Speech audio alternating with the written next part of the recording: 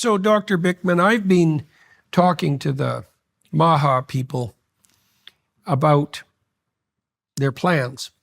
And it's clearly the case that Americans, Westerners more broadly, but particularly Americans maybe, are suffering from a slew of unfortunate medical conditions. Mm-hmm. So what I'd like to know from you to begin with is if you had to rank order the magnitude of the medical problems that presently confront the West, let's say, particularly the US, how would you do that? And there's a very specific reason I'm asking. Yeah. You know, whenever there's a problem, maybe you can, if it's a complex problem, maybe you can point to like a dozen, 24 causal elements.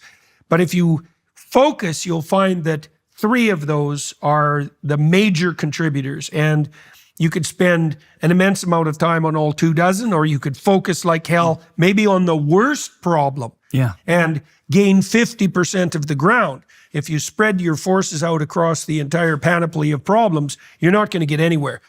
Like, if there are 24 stakeholders in the system that are making America sick, and you take on all 24, all you're going to do is fight endless battles. Yeah. So I'm curious if you had to zero in, you know, to where you'd get the most bang for the buck. Yep. When you look at the health of America, what do you see as the major impediments, the major problems? Yeah. If you look at the top 10 killers, you can actually thematically lump them all into what I call the cardiometabolic crisis, where that encompasses the problems that are overtly metabolic, like type 2 diabetes, which is a top 10 killer. I think it comes in around number 6 or 7, but also number 1, which is heart disease.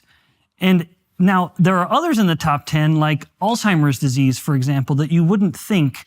You'd say, okay, well, Ben's not including Alzheimer's disease in these cardiometabolic killers, and yet I actually am. Even certain forms of cancers are viewed increasingly as a metabolic problem. So it might be that I'm the guy with the hammer, and so I see the nail, but the nail is poor metabolic health.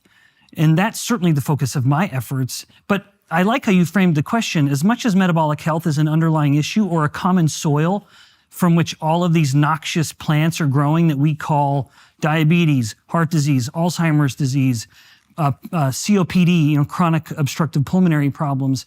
The alternative view isn't that these are each distinct problems. It's just that they're various manifestations of the same problem, namely insulin resistance being the most common disorder. Within the United States, a study published out of University of North Carolina a number of years ago found that 88% of adults have at least one part of what we call the metabolic syndrome, which is a kind of cluster of complications.